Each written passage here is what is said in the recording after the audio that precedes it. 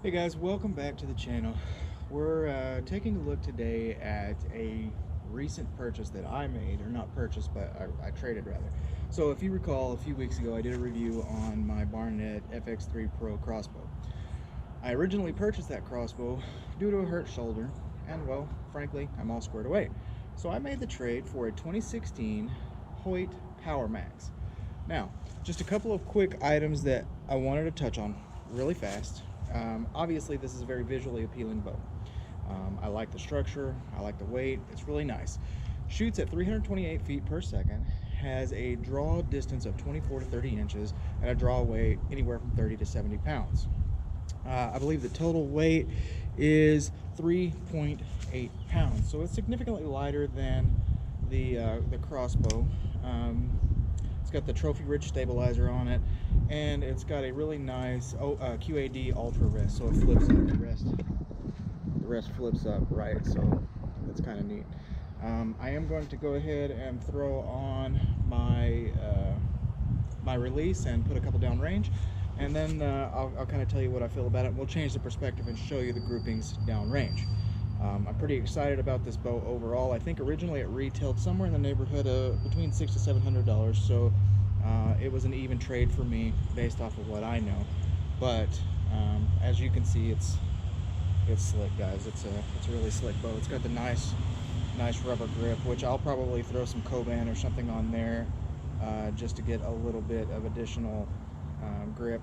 And the guy that sold it to me or traded me gave me an additional release, which I'm pretty comfortable with the one I got. I'm going to grab it out of the bag real quick. We'll put a couple down range. I'll change the perspective, put a couple more down range, and then we'll talk about the bow at the end. So, and again, apologies for the view or any background noise. I'm in a neighborhood. So, Alex, I know you told me not to apologize. It is what it is, buddy. So, I'll just quickly grab my release here, and I've got a couple of additional arrows set up, and I'm hoping that this view is okay. Otherwise, this is going to be a really awkward reshoot. But we're gonna go ahead and put a couple down, and we'll go with it. So, odd out. Get a release set. First one, y'all that makes fun of my draw, I'll catch it. Elbow up.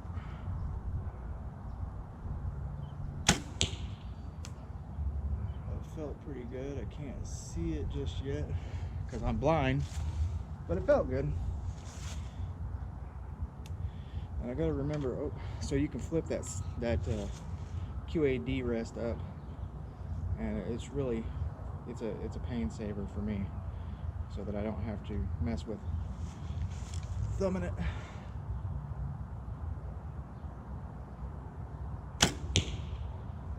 Felt pretty good too, but I think I'm just a touch low, so maybe I need to shoot my other mark.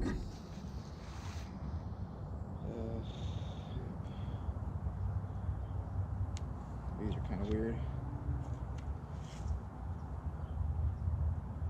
Need to adjust the nocks on them just slightly. My release is being wonky. Elbow high. We'll shoot the second pin.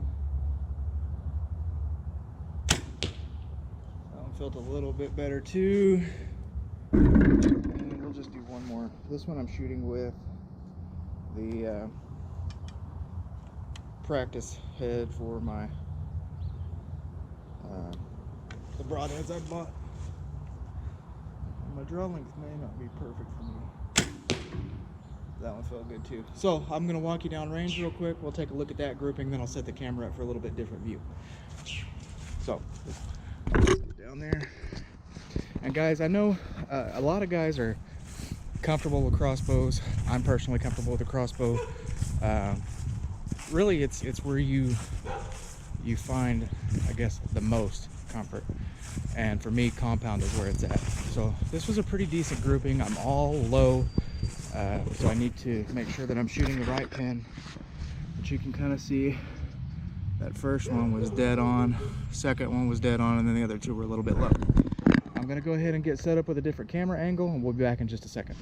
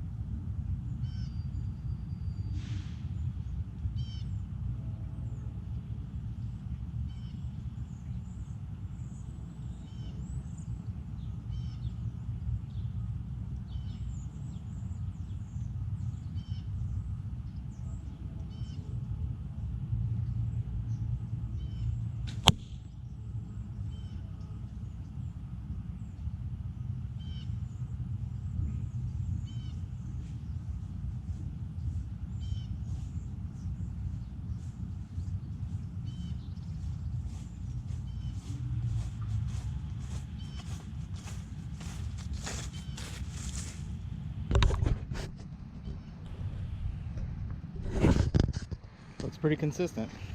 So now I guess time for my final thoughts, and I'm going to walk back down here as I do that. The bow is incredibly light. First and foremost, the breakover is not awkward. A lot of the times when you hit that point in your draw where you get to the breakover, it feels really jerky at that point. You don't get that at smooth. If you need to, if you get to full draw and you need to let off, it doesn't want to yank your arm out of socket, which is great. It's a smooth, consistent draw the entire way through, so the cams are very well done. And the aesthetic is just phenomenal, which I know, you know, that doesn't matter too much for a lot of guys, but it's really nice for me. You can see the adjustment method. I would take it to a shop to have it tuned unless you've got the proper tools at home, but I would never want to do that. The limb dampeners are really nice. They feel good. The wrist strap is nice, and then of course the counterbalance is pretty slick. So overall, I think I'm more than happy with what I've got. I need to do a little bit more shooting. My groupings are good. It's a little bit wobbly, and I need to make sure that it's drawing at my current length. It's set to 29 right now, but I've got a little bit longer arm, so I'd like to come back just a hair more.